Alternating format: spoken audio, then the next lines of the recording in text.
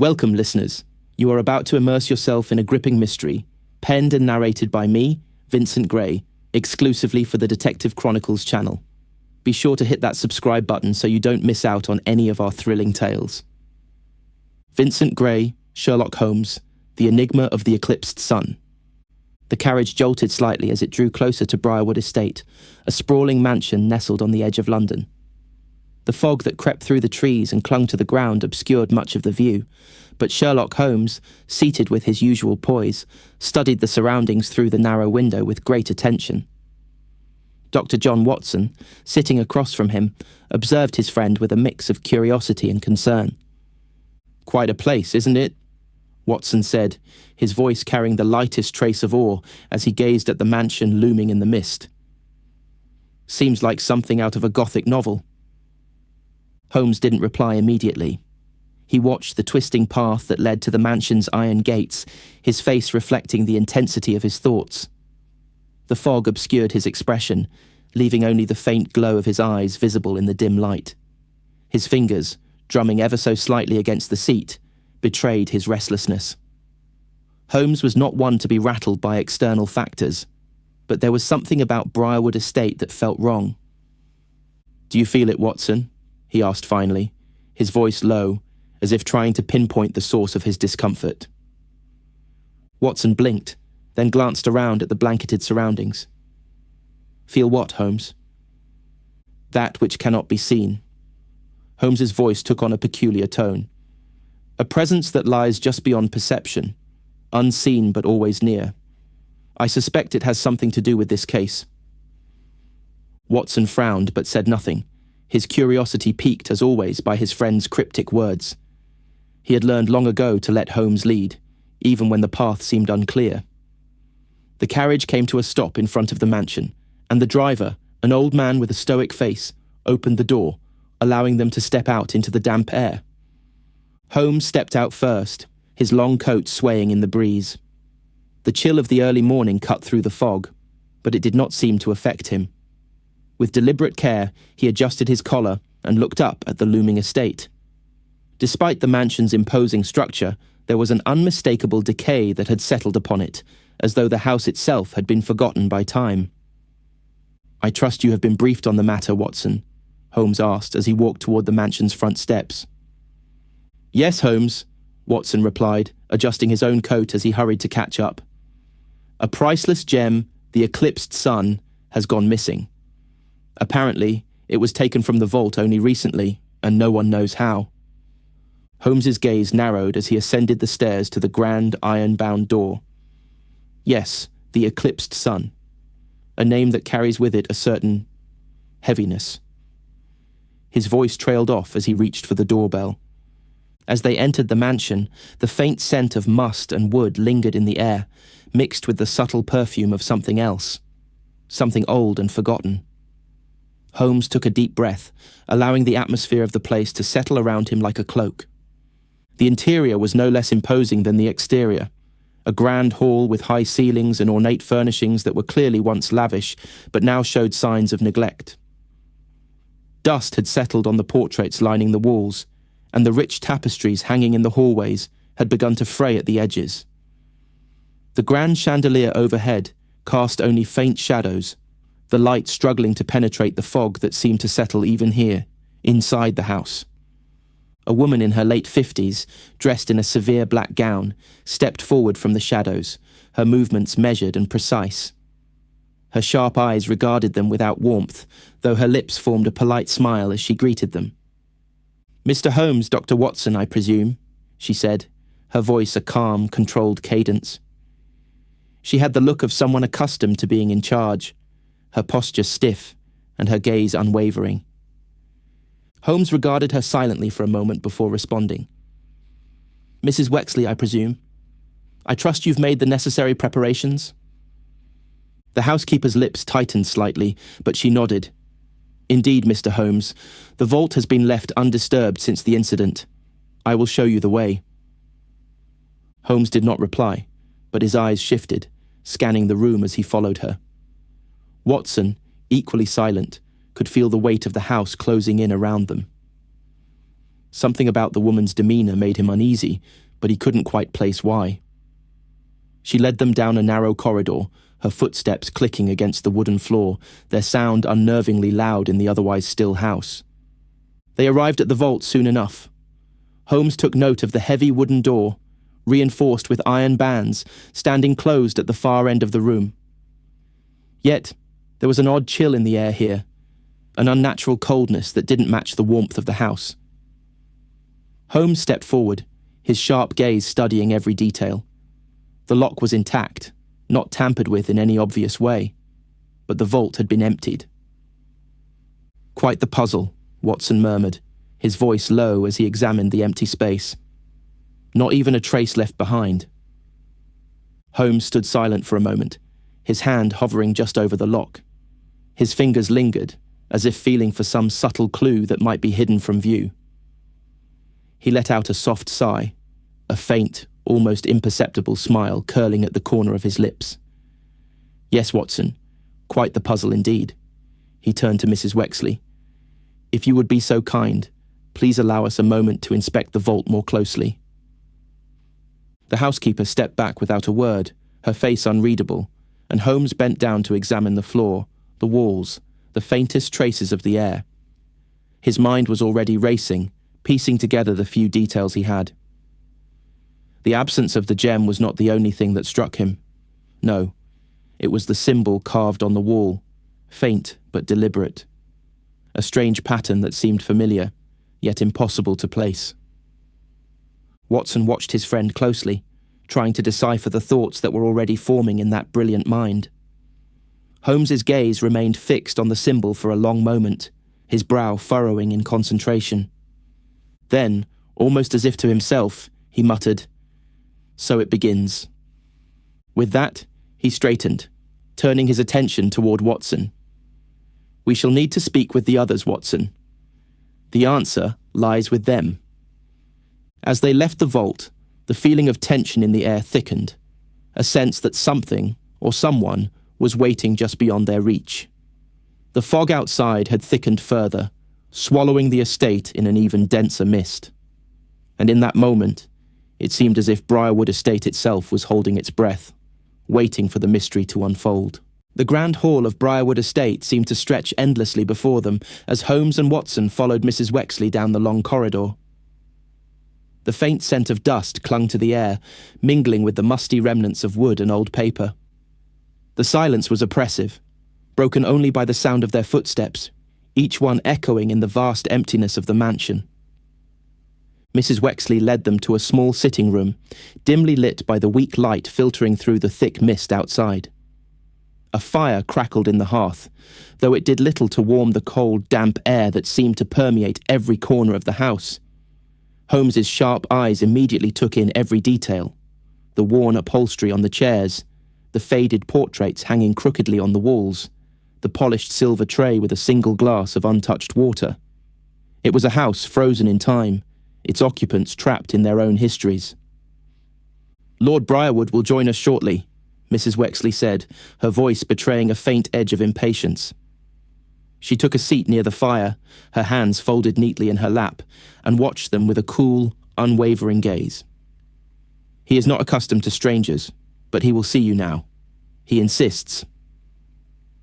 Holmes acknowledged her words with a brief nod, but said nothing.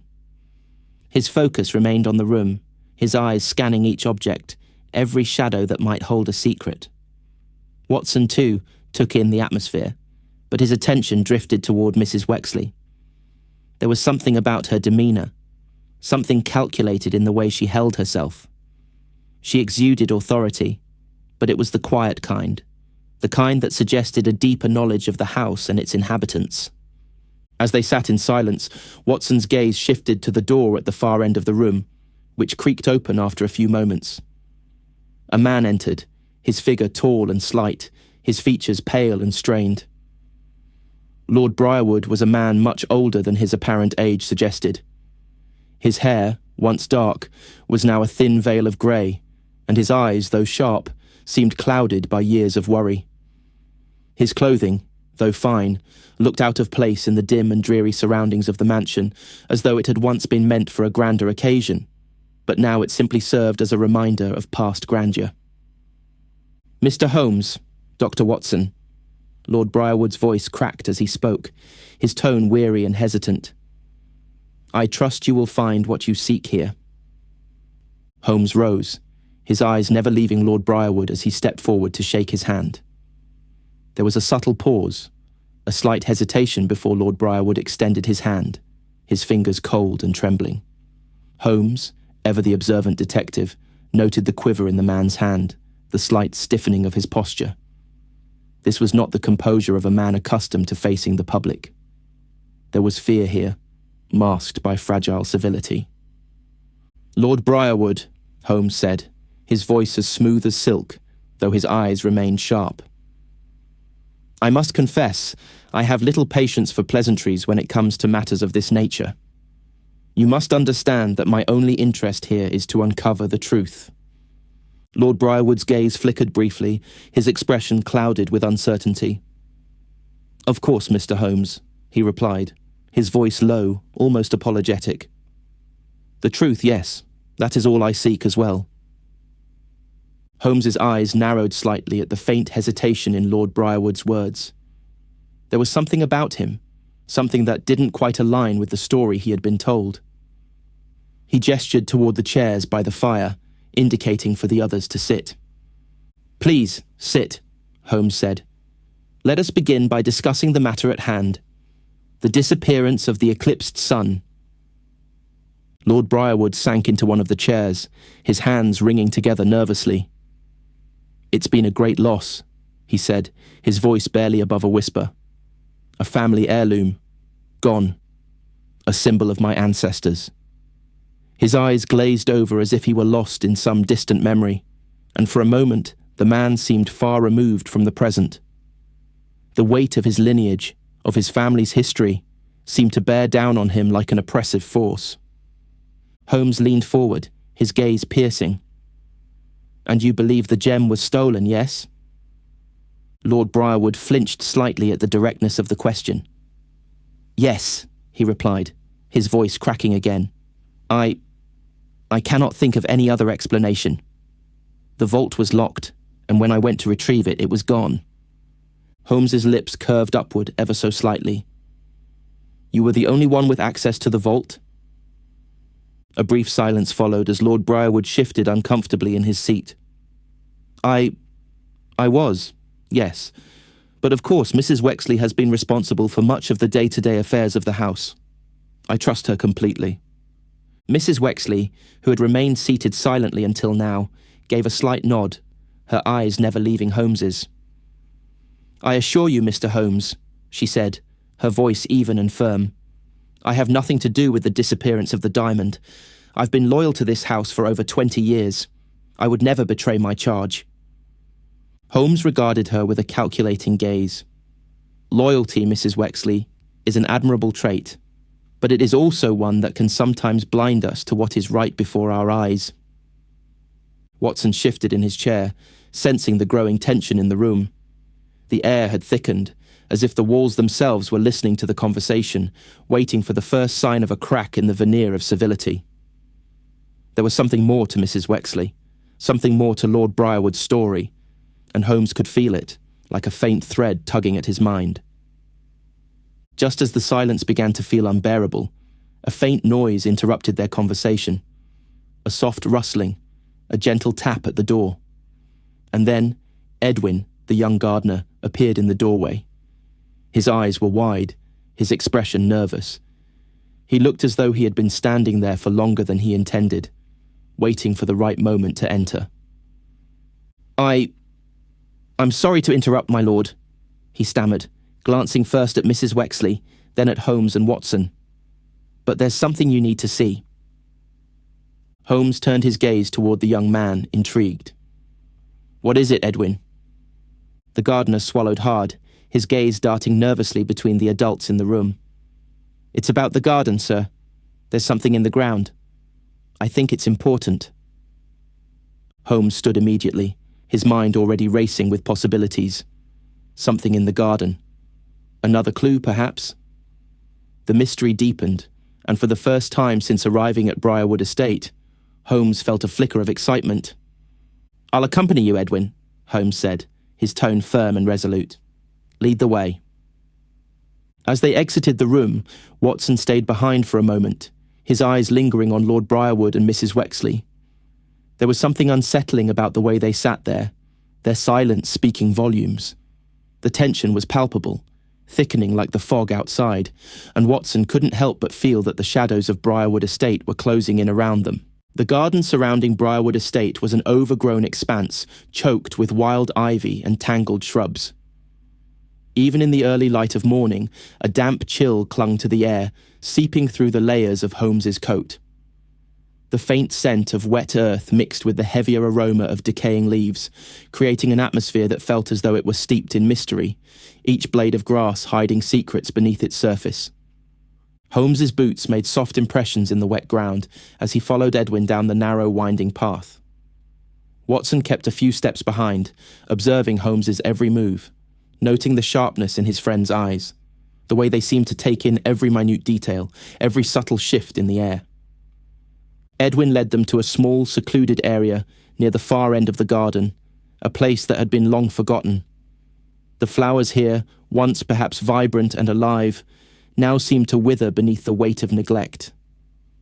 In the centre of this neglected corner stood an old stone bench, half hidden by a twisted vine, and beyond it, a patch of earth that had been disturbed. The ground had been recently dug, the soil freshly turned. Holmes crouched down, his fingers brushing lightly against the dark earth. He stared at the patch for a long moment, the silence stretching out between them like a taut rope waiting to snap. Watson could feel the tension in the air, thickening with each passing second. "What is it you found, Edwin?" Holmes asked, his voice steady, yet filled with the anticipation of discovery. Edwin shifted uneasily on his feet, his hands clasped tightly in front of him. I was just tending to the garden, sir, when I noticed the soil here was disturbed. I didn't think much of it at first, but then, well, I thought you might want to see." Holmes did not immediately respond. Instead, he continued his examination of the freshly turned earth. His eyes scanned the area methodically, noting the subtle impressions in the soil. There was something hidden here, something deliberate. The disturbance was too neat, too controlled to be the work of an animal, or even a careless gardener. This had been done with purpose. Watson stepped closer, bending down beside Holmes. "Do you think it's related to the missing gem?" Holmes didn't look up from the earth. "It's too early to say, Watson," he murmured. "But this feels intentional." Edwin stood back, watching nervously. "Should I go back inside, sir?" Holmes gave a slight nod. "Yes, Edwin. Thank you. I shall take it from here." As Edwin turned to leave, Holmes reached into his coat pocket and withdrew a small, slender knife. With careful precision, he began to scrape away the top layer of soil. His movements were slow and deliberate, his brow furrowed in concentration. The cool morning air seemed to press in around them, adding weight to the already oppressive atmosphere. After a few moments, the blade struck something solid, a faint scraping sound echoing through the stillness of the garden. Holmes paused, his fingers gripping the handle tightly. Slowly, he worked the blade beneath the object, lifting it gently from the earth. Watson's breath caught in his throat as Holmes revealed the object, a small, ornate wooden box, its surface tarnished by time, but intricately carved with designs that seemed both ancient and mysterious. Holmes's eyes flickered with a moment of recognition, though his expression remained unreadable. He turned the box over in his hands, inspecting it closely. A faint symbol, one that resembled the cryptic design from the vault, was etched into the bottom. Holmes's lips curled into a slight smile, a rare display of satisfaction. "It seems our mystery has just deepened." Watson leaned closer, his eyes wide. "What is it, Holmes?" "This," Holmes replied, his voice low and deliberate, "is no ordinary box. It's a hidden compartment, perhaps. And this symbol—" He trailed off, his gaze fixed on the etching. "It appears to be part of a much larger puzzle, one that ties back to the Eclipsed Sun." With careful hands, Holmes opened the box. The hinges creaked in protest, but the lid lifted easily enough. Inside, nestled within a bed of faded velvet, lay an object that immediately caught the light, the very thing they had come to Briarwood Estate to find: the missing diamond, the Eclipsed Sun.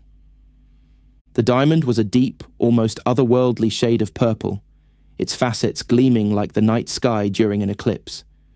It was impossibly beautiful, its surface glimmering with a faint inner light that seemed to pulse with energy. And yet, despite its beauty, there was something unsettling about it, something dark, as if the diamond carried with it a history steeped in secrets. Watson's eyes widened as he reached out to touch it, but Holmes quickly stopped him. "Careful, Watson. This is no ordinary jewel." Holmes closed the box slowly, his mind already racing through the implications.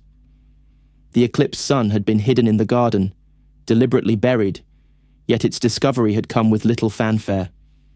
There were too many unanswered questions, too many loose ends to account for. Who had hidden it here, and why? Holmes's fingers brushed the smooth surface of the box one last time before he stood up, his expression steely. "We must return to the mansion, Watson. The game has changed." Watson could feel it too, the sense that the case had taken an unexpected turn, that the answers they sought were slipping just out of reach. The silence in the garden seemed to deepen, thickening around them like a cloud of smoke. And for the first time, Watson felt a chill that had nothing to do with the morning air. As they made their way back toward the mansion, the faint sound of footsteps behind them made Watson glance over his shoulder. He could just make out Edwin's shadowy figure standing at the edge of the garden, watching them. His face was obscured by the mist, but there was no mistaking the expression on his face. An expression that could have been confusion, or fear, or something else entirely. Holmes's pace quickened, and Watson fell into step beside him. The mystery was far from over, and something told him that the next step in their investigation would be far more dangerous than they had imagined. The walk back to the mansion was silent, the weight of the discovery hanging in the air between Holmes and Watson like an invisible thread, drawing them toward an uncertain conclusion. The mist seemed to have thickened during their brief time in the garden, pressing down on them as though the very atmosphere of Briarwood Estate were closing in. Watson could feel the tension mounting, his thoughts racing to keep up with the unfolding events. Holmes, however, was quiet, his gaze distant as he walked ahead, his mind undoubtedly piecing together the elements of the case. The box, the diamond, the cryptic symbol. It all seemed connected, yet the connections remained elusive. Watson could almost hear the click of Holmes's thoughts, each one connecting in a slow, deliberate sequence. As they entered the mansion once more, the familiar smell of dust and stale air greeted them. Mrs. Wexley was waiting for them in the hall, her arms crossed over her chest, her gaze fixed on Holmes as he approached. She looked as though she had been expecting them. "I trust you found what you were looking for?" she asked, her voice cool and measured. Her tone suggested that she already knew the answer. Holmes did not respond immediately, his eyes scanning the room. His gaze flickered briefly toward the staircase, and Watson, ever the perceptive companion, followed his friend's glance. There was something in the way Holmes looked at the house, something deeper than mere suspicion. "Where is Lord Briarwood?" Holmes finally asked, his voice calm but tinged with an unspoken urgency. "His lordship is in his study," Mrs. Wexley replied, her eyes narrowing slightly. "He's been there since early this morning, brooding over the disappearance, no doubt." Holmes nodded, the briefest flicker of a smile crossing his face. "Then we shall pay him a visit." The study was located at the far end of the hall, its heavy door closed, the faintest hint of light peeking through the edges of the wood. As they approached, Holmes raised his hand, gesturing for Watson to wait a moment. He stood there, his posture erect, his eyes fixed on the door as though waiting for something to reveal itself. There was an almost palpable stillness to him, an air of intense focus that seemed to sharpen his senses. "Are you certain, Holmes, that Lord Briarwood is the key to all of this?" Watson asked quietly, his voice a low murmur. Holmes didn't look at him, but his voice was steady when he replied. The key to this mystery, Watson, is not Lord Briarwood himself, but rather the hidden motivations that lie behind him. He is a man whose fears control him, and it is those fears that have led us here. With that, Holmes knocked twice on the door before opening it without waiting for an invitation. The room beyond was dimly lit, the heavy curtains drawn tightly against the light. Lord Briarwood was seated behind a large desk, his posture hunched, his hands resting on a collection of papers. He didn't look up as they entered, and for a moment the only sound in the room was the crackling of the fire in the hearth. Holmes stepped forward, his presence commanding the space, and Watson followed, his gaze shifting to the room's dark corners, the faded leather-bound books on the shelves, and the dusty chairs arranged around the perimeter. The study felt like a place of secrets, old, forgotten things hidden away. Lord Briarwood, Holmes began, his voice cool but firm. We've uncovered something of interest in the garden, a box containing the Eclipsed Sun. At the mention of the gem, Lord Briarwood's head snapped up. His face was pale, his eyes wide with an emotion that might have been relief or fear. He sat up straighter, his fingers tightening around the edge of the desk. That cannot be, he said, his voice shaking. The diamond was stolen. You must be mistaken. Holmes's sharp eyes narrowed, his gaze piercing. I assure you, Lord Briarwood, I am not mistaken. The diamond was hidden in the garden, and I suspect you know why it was placed there. Lord Briarwood's mouth went dry, his lips pressing together in a thin line. For a long moment, he said nothing, as if weighing whether to speak or remain silent. Finally, he exhaled a long breath, his shoulders slumping in defeat. I had no choice, he murmured, his voice barely audible. I had to hide it, to protect it. Protect it? Holmes asked, his voice laced with curiosity. From whom? Lord Briarwood's eyes flickered toward the window, as though the answer might lie outside in the mist. From everyone. From myself, he whispered. I've spent my entire life running from the truth. The truth about my family's legacy, the truth about what that diamond represents. Holmes remained silent, waiting for Lord Briarwood to continue. Watson, too, felt the weight of the words hanging in the air, the tension rising as the pieces of the puzzle began to shift and reassemble. Lord Briarwood's hands shook as he finally spoke, his voice more composed but still trembling. The Eclipsed Sun is not just a jewel. It is a symbol of my family's downfall, of everything we've tried to bury. It was never meant to be found again. Holmes leaned in slightly, his gaze unwavering. And yet it was hidden, only to be unearthed by someone with enough knowledge of its location, someone who knew of its significance. Lord Briarwood's eyes flickered to Mrs. Wexley, who had followed them into the study, her posture stiff as she watched the conversation unfold. The housekeeper's face remained unreadable, her expression a mask of practiced indifference. But there was a tension in her stance, an unspoken acknowledgement that the truth was far from simple. I tried to protect it, Lord Briarwood continued, his voice breaking. I thought that if it were hidden away, no one would ever find it. But now, I fear the worst. Holmes glanced at Watson, his expression unreadable. And what, Lord Briarwood, do you fear? The Lord hesitated, his gaze flickering to the desk, then to the window once again. He swallowed hard before speaking, his voice barely more than a whisper. I fear that someone in this house is trying to destroy everything. The heavy curtains remained drawn in Lord Briarwood's study, casting the room in a dull amber light.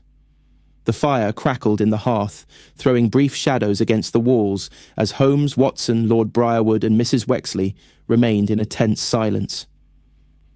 The confession that had slipped from Lord Briarwood's lips lingered in the air, thick and charged. Holmes stood by the window, his gaze fixed on the fog that crept across the estate grounds like a living thing.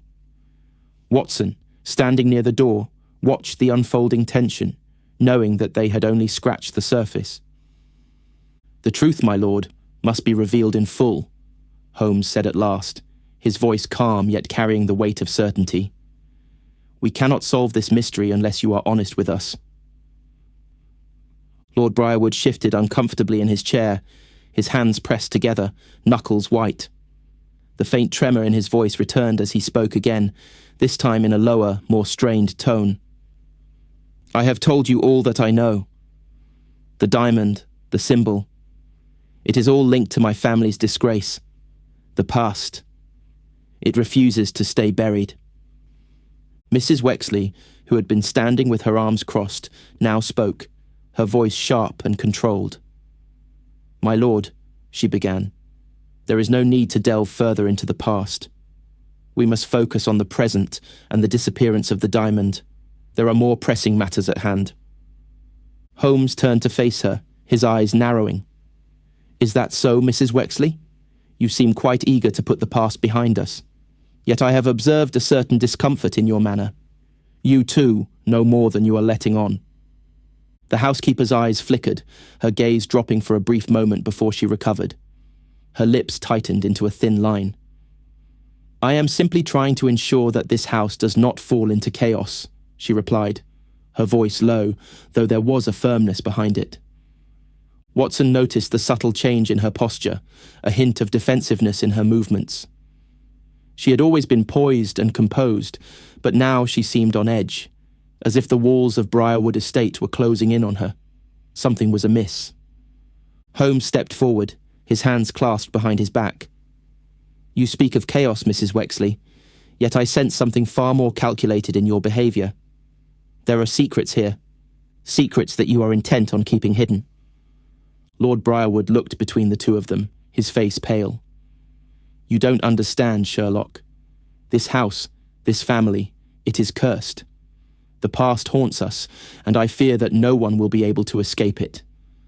I thought that by keeping the diamond hidden, I could put an end to it." Holmes's gaze softened for a moment, but only for a fraction of a second. He seemed to recognize the weight of Lord Briarwood's fear, but that did not deter him. "Fears, my lord, are no substitute for the truth." As he spoke, Watson's attention shifted to the distant corners of the room, where he had noticed an old portrait hanging crookedly on the wall. It depicted an older man, presumably one of the Briarwoods, glaring down at them with an expression that matched the heavy atmosphere of the room. The portrait had been neglected, the frame scratched and tarnished, but Watson's instincts told him it was important. Holmes had already noticed it, of course, but Watson had yet to make the connection. "I believe it's time we spoke to the others," Holmes said, breaking the momentary silence. He turned and gestured toward the door. "Mrs. Wexley, would you mind waiting here for a moment?" The housekeeper's lips pressed together, but she gave a stiff nod, her expression unreadable. Holmes and Watson left the study, the tension in the air palpable as they crossed the threshold. As they walked down the long hallway, Watson turned to his companion. "Holmes," Watson began, his voice low, "what do you make of Lord Briarwood's story? Do you think the past is truly haunting him, or is it something else?" Holmes didn't answer immediately. His eyes were fixed ahead, his mind already working through the layers of information they had gathered. "I suspect that Lord Briarwood is a man whose past has shaped him, Watson. But there is something more to it, something he is not telling us. His fear is real, but it is not solely about the diamond or the curse he speaks of. It is something far more personal, tied to the people in this house." As they approached the next door, Holmes's attention shifted to the hallway. He paused, his sharp eyes flickering to a small door at the end, one that appeared to be used for storage. The door was slightly ajar, a faint light spilling out from within. Watson followed his gaze, but before he could comment, Holmes had already moved toward the door. He pushed it open with a gentle but deliberate motion. Inside the room they found Edwin, the young gardener, standing motionless in front of a small table. The room was sparse, with only a few shelves filled with old tools and bags of soil. But it was what was on the table that caught their attention. There on the surface lay a folded letter, its edges worn and frayed. Edwin's face went pale at the sight of Holmes and Watson entering. I didn't mean to," he stammered, his voice trembling. Holmes held up a hand, his eyes fixed on the letter. "It's all right, Edwin. But tell me, why are you in here?" Edwin swallowed hard, his hands wringing nervously in front of him. I found this letter earlier today, while I was cleaning the garden. I didn't know who it belonged to, but when I saw it in the soil, I thought it might be important." Holmes walked forward and carefully took the letter in his hands. The paper was old, yellowed with age, and the handwriting on it was hurried, the ink smudged in places as if it had been written in haste. Watson stepped closer, peering over Holmes's shoulder. "What does it say?" Holmes's eyes scanned the contents of the letter, his brow furrowing as he read. "It's a letter from a man named Gregory Ainsley," Holmes muttered under his breath, his voice taut with tension. "He was a former business associate of Lord Briarwood. This letter speaks of a debt, a dangerous debt, that could destroy the family." Watson felt a cold shiver run down his spine. The letter was a piece of the puzzle, but it only deepened the mystery. A debt? And how did it tie into the disappearance of the Eclipsed Sun? Holmes folded the letter carefully, his mind already working to make connections. "This is a key piece of information, Watson. A debt owed by Lord Briarwood, one that he has likely tried to bury." As they left the room, Holmes's mind raced with possibilities. The story was taking on new dimensions, and the answers were still just out of reach. But one thing was clear. The truth was closer than ever, and with each new clue, the stakes grew higher. The study was silent when they returned. Lord Briarwood still seated behind his desk, his fingers drumming nervously against the wood. Mrs. Wexley remained standing by the window, her face unreadable, her expression strained as she observed the two detectives enter. Holmes did not immediately speak, his eyes scanning the room with that sharp, calculating look that was as much a part of him as his very being. Watson, standing beside him, felt the weight of their discovery, the letter they had uncovered, and the strange tension that had settled over the estate like a heavy fog. Holmes was quiet for a moment, and Watson watched him carefully. Holmes's mind was always a flurry of thoughts, quickly sifting through the pieces of the puzzle, but today it seemed especially dense, as if something significant was hiding just beneath the surface. "Lord Briarwood," Holmes began, breaking the silence, his voice firm yet measured. "We've uncovered a letter that belongs to Gregory Ainsley. It seems to suggest that there is an outstanding debt, one that has far-reaching consequences. Do you have anything to add to that?" Lord Briarwood's eyes widened at the mention of Ainsley's name. His lips parted as if to speak, but no words emerged. The colour drained from his face, and his hands trembled as they rested on the desk. It was clear to Watson that the mention of Ainsley had struck a nerve, a deep, hidden one. "I don't know what you mean," Lord Briarwood stammered, his voice quivering. I have no business with Ainsley. That debt, it was settled long ago." "Settled?" Holmes's voice held a thread of disbelief, though his expression remained impassive. "The letter suggests otherwise, my lord. It indicates a payment was due, and that failure to meet it would lead to grave consequences. And now, it appears you have been hiding this from us." Lord Briarwood swallowed hard, and his eyes flickered toward Mrs. Wexley, who had remained still, but there was a faint tightening in her posture, as if the revelation had struck her as well. The tension in the room was palpable, and for a moment, Holmes's gaze locked on her. Mrs. Wexley, sensing Holmes's scrutiny, straightened, her lips parting in a slow exhale. "What of it, Mr. Holmes?" she asked coolly, her voice steady but laced with something like concern. "The letter is old. It means nothing now." Holmes raised an eyebrow, his sharp eyes never leaving her. "Is that so, Mrs. Wexley? I believe there are several things in this house that we've yet to uncover. Perhaps the letter is merely the first of many threads that connect the past with the present." Lord Briarwood, his hands now clenched tightly in front of him, spoke again, his voice quieter, as if to dismiss the tension building in the room. Enough of this. I've told you what I know. The debt was paid. Ainsley was not the threat. There are other things at play here, things far more dangerous. Other things? Watson spoke up, his voice sharper now. What are you implying, Lord Briarwood? The diamond, your family's hidden history, none of it makes sense. You've tried to cover up a debt, yet it seems you're not being entirely honest with us. Lord Briarwood's eyes darted between Holmes and Watson, but it was Mrs. Wexley who finally broke the silence, her voice low but firm. Perhaps, Dr. Watson, you should understand that not everything is as it seems. There are deeper currents at play in this house. I've been here long enough to know that much. Holmes stepped forward, his eyes now narrowing as he focused on Mrs. Wexley. And what, Mrs. Wexley? Is it that you know? What are you hiding from us? The housekeeper stood straighter, the faintest flicker of emotion crossing her face before it was quickly replaced with a mask of professionalism. There are things that must stay hidden, things that you cannot possibly comprehend. Lord Briarwood's family is not simply rich, Mr. Holmes. It is cursed. Holmes's expression remained neutral, but Watson could see the change in his demeanour, the way he tilted his head slightly in thought, weighing the housekeeper's words.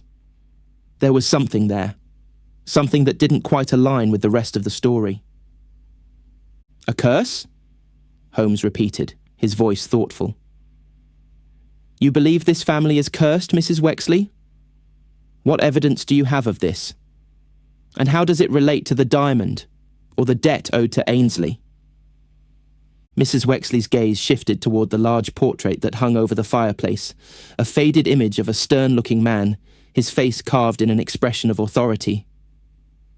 There is no simple explanation, Mr. Holmes, she said softly, her voice now tinged with something else, something close to regret. The Briarwood family has always been haunted by its past. There have been tragedies, deaths that no one can explain. Holmes remained silent, his mind racing. Watson could feel the room growing colder, the weight of the secrets held within Briarwood Estate becoming almost tangible. There was something more to this story, something that lingered beneath the surface, a truth that no one was willing to reveal. Perhaps we should focus on the present, Holmes said at last, his voice colder now, as though he had reached an unspoken conclusion. The Eclipsed Sun, your diamond, Lord Briarwood. I believe its theft is far from a random act. Lord Briarwood's eyes flickered, his unease growing as he took a step back from the desk. What are you suggesting, Mr. Holmes? I'm suggesting that the diamond's disappearance was orchestrated, Holmes replied, his gaze intense. It was not stolen simply for its value. The theft was a means to an end. Someone in this house wanted it gone. And I suspect that the answer lies in your family's history. Mrs. Wexley's expression hardened, though her eyes betrayed the slightest hint of fear. Enough, she said firmly, her voice dropping to a whisper. You don't understand. The Briarwoods have paid for their sins. Let the past stay buried. Holmes's gaze remained unwavering as he took a step toward her. It's never just about the past, Mrs. Wexley. The present always holds the key to the truth. A long silence followed, broken only by the soft crackling of the fire. Watson stood quietly, watching the exchange between the two of them. He could feel the shift in the room, a tension thick enough to cut with a knife. Something had changed. Something that neither Lord Briarwood nor Mrs. Wexley had anticipated. And then, as though in response to the stillness, a faint creak came from the hallway outside, followed by the unmistakable sound of footsteps. Holmes's head turned toward the door, his eyes narrowing, and Watson instinctively followed his lead. There was something else afoot, something more than what was being said in this room. The house had grown quieter since their last conversation. Holmes had excused himself and Watson from Lord Briarwood's study, and now they were standing in a dimly lit room at the heart of Briarwood Estate, an alcove of sorts, filled with old bookshelves and scattered papers. The fire had long since faded, leaving only the faintest embers glowing in the hearth, casting faint shadows across the walls. The air was thick with the lingering smell of old paper, dust, and the underlying tension that had woven its way through the very fabric of the house. Holmes was pacing back and forth, his long coat trailing behind him like a shadow. His brow was furrowed, and his eyes were distant, as if he were caught in a web of thought too tangled to easily unravel. Watson watched his friend closely, sensing the deep concentration that had settled over him. There was a peculiar stillness about Holmes when he was on the brink of a breakthrough, a silence that spoke volumes more than words ever could. "You see it, don't you, Watson?" Holmes asked suddenly, his voice sharp, cutting through the quiet. He stopped abruptly in front of a bookshelf, his fingers brushing over a row of worn, leather-bound volumes. His expression was both intense and pensive, a flicker of excitement flashing behind his otherwise calm exterior. Watson took a slow breath and stepped forward, glancing at the books. "See what, Holmes?" Holmes's eyes gleamed with something close to triumph. The puzzle, the intricate web of contradictions that ties this case together. The debt, the diamond, the family's history, all of it fits together in a pattern that we've yet to fully reveal. Watson waited, allowing Holmes to continue, his own thoughts swirling in a mixture of confusion and curiosity. It was clear that Holmes had pieced something together that he wasn't yet ready to explain. "The family is haunted, as Mrs. Wexley said," Holmes continued, his voice taking on a reflective tone. "Haunted by its own mistakes, its dark secrets, and its debts. Lord Briarwood's fear is not simply about the loss of the Eclipsed Sun. Number it is far more than that." Holmes moved toward the centre of the room, where a large table sat cluttered with papers and notes. He laid the letter they had found on the table, carefully smoothing out the creases as he did. "This letter," he muttered to himself, his eyes scanning the hastily written words. "Gregory Ainsley, once a business associate, still holds power over Lord Briarwood's fate." "Do you think Ainsley is involved in the theft?" Watson asked, his voice edged with suspicion. "Or is it something else entirely?" Holmes's lips curled into a small, contemplative smile. "I don't believe Ainsley is the thief, Watson. Number. But his presence, his influence, lingers, and I suspect that his debt is the key. It was not simply a financial obligation, but something far more dangerous." Watson felt a ripple of unease travel through him. "You mean, it's not just money that's at stake? What else could Briarwood have to fear?" Holmes turned sharply to face his companion, his eyes piercing through the dim light. What if the debt was never meant to be paid in money alone? His voice lowered, as if sharing an intimate secret. What if Briarwood's family's sins are tied to something far more valuable than money? Something that Ainsley wanted, something that could have cost Lord Briarwood everything. Perhaps even his life. Watson's breath caught in his throat. "The diamond," he whispered, the realization dawning slowly. "Yes," Holmes said, nodding slowly. "The Eclipsed Sun. It is no mere gemstone, Watson. It's a symbol of the Briarwood family's power, their legacy. Ainsley no doubt saw it as the key to securing his own position, a bargaining chip in the game of life and death." Holmes turned back to the papers on the table, his fingers lightly tracing the edges. Lord Briarwood believed that by hiding the diamond, he could protect it from Ainsley and anyone else who might come looking for it. But this was a mistake, Watson. The diamond's very disappearance has placed it in the hands of someone who now controls its fate. Watson's mind raced, trying to connect the threads that Holmes had so skillfully woven together. "And Mrs. Wexley? Where does she fit into all of this? She seems to know more than she lets on." Holmes paused, his expression darkening slightly. "Mrs. Wexley," he muttered, "is no mere housekeeper. She has been with the Briarwood family for decades, longer than she lets on. I believe she knows the full extent of the debt, and I suspect she may have been complicit in its perpetuation." "But why?" Watson asked, stepping closer to the table. "Why hide the truth? What does she gain from this?" Holmes leaned forward, his eyes narrowing as he considered the question. "Power, loyalty, And perhaps, Watson, fear. Fear of what might happen if the debt is revealed in its entirety. If Ainsley is involved, then Mrs. Wexley has a vested interest in keeping the family's secrets buried.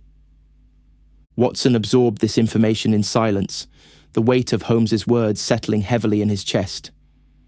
But we've already discovered the diamond. It was hidden. Surely the thief would want to take it, not simply bury it. Holmes's lips quirked into a tight smile.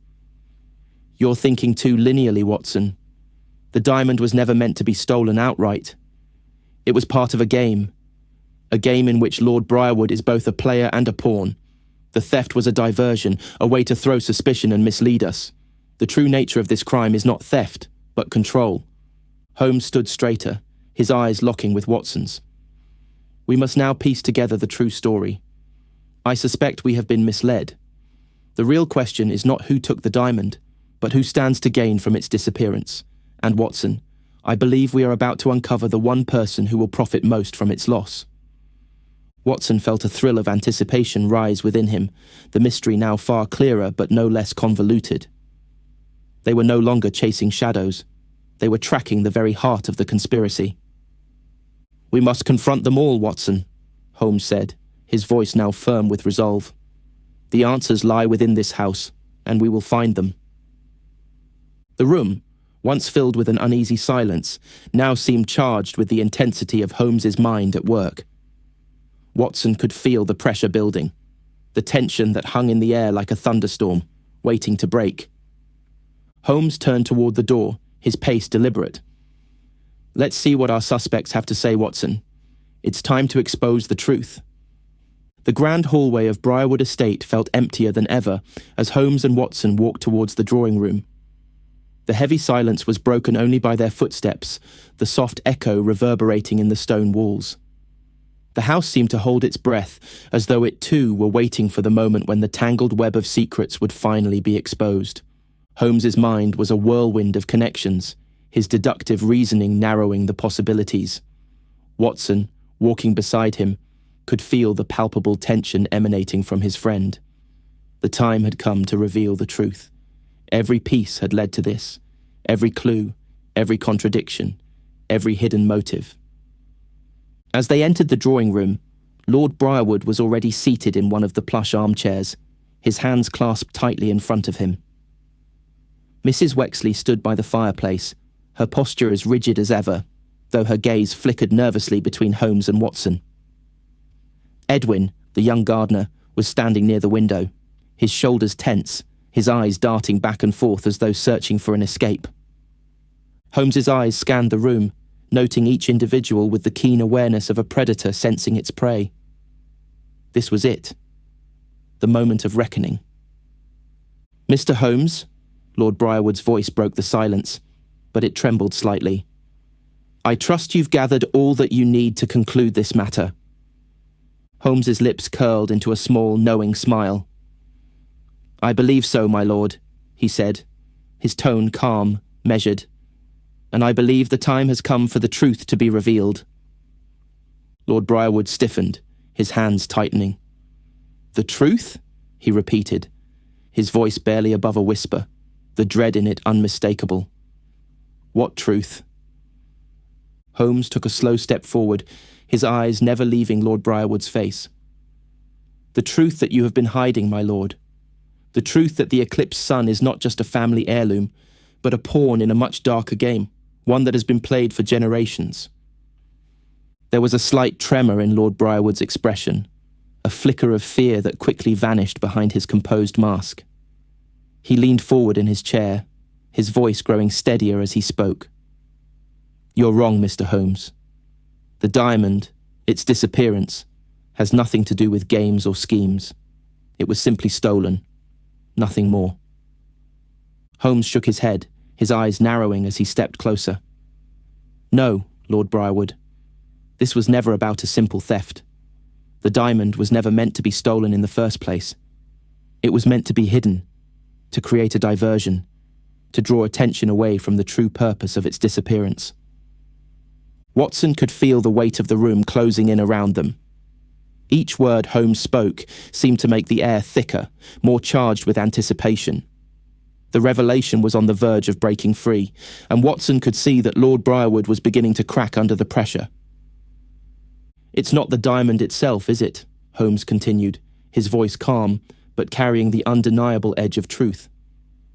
"It's what it represents, the legacy of your family, the debt that you owe, the debt that has bound you to Gregory Ainsley." Lord Briarwood recoiled slightly at the mention of Ainsley's name. His eyes darted to Mrs. Wexley, then to Edwin, but there was no escape now. The truth was upon him. "You see, Lord Briarwood," Holmes said, his voice now colder, sharper. "You thought by hiding the diamond, you could escape your past. But that's the very thing that led to its discovery. Someone in this house knew exactly where it was hidden. Someone who stands to gain the most from its disappearance." Lord Briarwood's face drained of colour as the pieces began to fall into place. He opened his mouth to speak, but no words came. Holmes turned his gaze to Mrs. Wexley. "And you, Mrs. Wexley, you've been more than just the loyal housekeeper. You've been complicit in the cover-up, haven't you?" Her expression faltered, the practiced indifference slipping for a fraction of a second. But it was enough. Holmes caught it, and that was all he needed. "You knew about the debt. You knew about Ainsley, about the family's dark past. You've been protecting Lord Briarwood, haven't you? You've been hiding the truth to shield the family from the consequences of their actions." Mrs. Wexley's lips pressed together into a thin line, but the tension in her shoulders told a different story. She did not speak, but her eyes betrayed her guilt. Holmes didn't wait for her to confirm it. Instead, he turned toward Edwin, whose nervous fidgeting had grown more pronounced. "And you, Edwin," Holmes said, his voice softer, almost sympathetic. "You stumbled upon the truth, didn't you? You found the letter, the one that revealed the debt, and you knew it was a danger, but you didn't understand the full scope of what you had uncovered." Edwin's face paled, and he looked at the floor, his hands trembling at his sides. "I didn't mean to—" he started, but his words faltered. Holmes held up a hand, cutting him off. "You didn't know the full extent, but you were caught in the web, weren't you, Edwin? You thought you were protecting something, but in truth, you were only keeping the secrets buried. Secrets that were never meant to be kept hidden." Lord Briarwood's voice broke through the heavy silence that followed, his tone pleading now. "No. No, you're wrong, Holmes. I never wanted any of this. The diamond, it was the only thing left of my family. I thought if I kept it hidden, it would end the madness. I was trying to protect what little was left of us." Holmes's gaze softened slightly, but only for a moment. "You've been hiding from the truth, my lord, and in doing so, you've only ensured that the family's curse would continue." Mrs. Wexley's eyes glistened with the faintest hint of tears, but she remained silent, her face a mask of stoicism. "And who then?" Watson asked, his voice low but steady. "Was behind the disappearance of the diamond?" Holmes's eyes locked on Lord Briarwood, his expression now one of quiet resolve. "The true thief, Watson, was never after the diamond itself. The theft was a diversion. Someone in this house wanted to frame the situation, to cast suspicion upon the innocent while carrying out a much darker plan." Holmes turned back to the room, his gaze sweeping over the suspects once more. "The answer lies within this room. The one who stands to gain most from the diamond's disappearance, from the exposure of the family's sins, is the one responsible for orchestrating everything. Someone who would use the secrets of the past to manipulate and control the future." The tension in the room reached its breaking point, every word hanging heavy in the air, every heartbeat pulsing like a drumbeat. Lord Briarwood sat slumped in his chair, his face ashen, the weight of his family's secrets pressing down upon him. Mrs. Wexley remained standing by the fireplace, her posture rigid, her expression unreadable. Edwin, the young gardener, stood near the door, his eyes darting nervously between Holmes and Watson, unable to hide the fear that gripped him. The room, once filled with the warmth of the fire and the hum of daily life, now felt cold, distant, a place of final revelations. Holmes stood at the centre, his sharp eyes scanning each of the individuals before him, each piece of the puzzle now falling into place. He had drawn them all here, and now it was time for the truth to unfold. Time to pull back the curtain and expose the one who had orchestrated the entire web of deception. The silence stretched on for a moment, broken only by the crackling of the fire. Holmes took a step forward, his gaze never leaving Lord Briarwood. "The person behind this, my lord," he said, his voice calm but cutting, "was someone who had everything to lose if the truth ever came to light. Someone who would stop at nothing to ensure that the family's past remained buried." Lord Briarwood opened his mouth to speak, but no words came. His eyes darted to Mrs. Wexley, then back to Holmes, as if searching for some form of salvation. There was no escape now. Holmes had already laid bare the truth. Now it was up to them to face the consequences. "It was you, Mrs. Wexley," Holmes said, his voice steady but firm. "You have been the one pulling the strings behind the scenes, ensuring that the family's darkest secrets remained hidden. The debt, the diamond, the cover-up, it all falls on your shoulders." Mrs. Wexley's expression did not shift.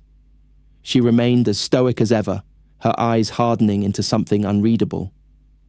But there was a subtle shift in her posture, a tightening of her jaw, a narrowing of her eyes, as if the truth had finally caught up with her. She did not speak immediately, but the tension in the room thickened, wrapping itself around every individual like a vice. "You've been protecting Lord Briarwood and his family for years, haven't you?" Holmes continued, his eyes never leaving her face. "You knew about the debt to Ainsley, and you were willing to go to any lengths to keep it from being exposed. The diamond was just a tool, something to distract us while you worked in the shadows." Mrs. Wexley's eyes flickered, just for a moment, to the portrait that hung above the fireplace, a faded image of a man whose stern gaze had watched over the family for generations. Her fingers tightened around the edge of the mantle, and for a brief moment she looked as though she might crumble under the weight of the accusations. "But why?" Watson asked, stepping forward, his voice softer now, as if trying to understand the depths of the woman's loyalty. "What made you go this far? Why protect a family that has so clearly been burdened by its own sins?" Mrs. Wexley's lips parted as if to speak, but the words seemed to catch in her throat. She swallowed hard, her eyes glistening with something that might have been regret, or perhaps resignation. Finally she spoke, her voice quiet but filled with a certain determination. "I was raised in this house," she began, her words slow and deliberate. "I was raised by the Briarwoods, treated like family. I have watched over them, cared for them, for longer than I care to remember. They are my charge, my responsibility." She paused, as if collecting her thoughts, her eyes lingering on Lord Briarwood, who was now staring at the ground, his face twisted with shame. "Lord Briarwood's father," she continued, her voice shaking, "was a man who made terrible choices, and when he passed, the family was left with nothing but debt, broken promises and shame. I couldn't let them fall apart. I couldn't let the world see the truth. And so, I protected them. I kept their secrets."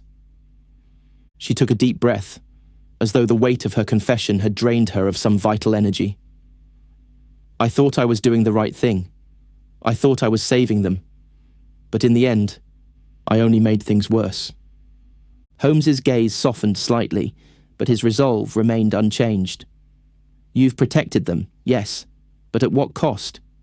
You've allowed a lie to fester, a lie that has poisoned this family for generations, and now the truth has caught up with you." Lord Briarwood's eyes flickered toward Mrs. Wexley, a silent exchange passing between them. His hands trembled as he slowly rose from his chair, his voice barely a whisper. "I didn't want this. I never asked for this. But I thought I could fix it. I thought I could protect my family from the truth." Holmes's gaze hardened again as he addressed Lord Briarwood. "You cannot protect them from the truth any longer, my lord. The past has a way of resurfacing, and now it is time to face the consequences." There was a long, heavy pause before Watson finally spoke, his voice a little softer now. So, what happens now? Holmes's eyes turned toward the window, where the fog still lingered, thick and unyielding outside. Now, we let the law do its work, he said, his voice resolute. The family will have to answer for their past. And Mrs. Wexley... He turned his gaze toward the housekeeper, who had yet to speak again. You will have to live with the consequences of your actions, just as the Briarwoods must. The truth always finds its way to the surface, no matter how deeply it is buried. Mrs. Wexley nodded, her shoulders slumping as if the weight of her decisions had finally broken her. She did not protest, nor did she speak further. There was nothing left to say. The truth had been laid bare, and all that remained was the aftermath. Edwin, who had been silent through the entire confrontation, finally spoke, his voice hesitant. "What about me, Mr. Holmes?" he asked. "What happens to me?" Holmes turned toward him, his expression softening slightly. "You, Edwin, are not to blame for the actions of those around you. You stumbled upon the truth by accident, and for that, you should not be punished. Go back to your life, and forget what you've seen here." Edwin nodded gratefully, though his expression was filled with uncertainty. "Thank you, sir." With that, Holmes turned and made his way toward the door. Watson followed, his mind still processing the weight of the revelations. The case had come to its conclusion, but it had left behind a trail of broken lives and shattered truths. As they left the drawing room, the sound of footsteps echoed behind them, but the house, once filled with hidden tension, now felt different. It was as if the air had been cleared, the fog lifting ever so slightly, though the truth was still heavy in its wake.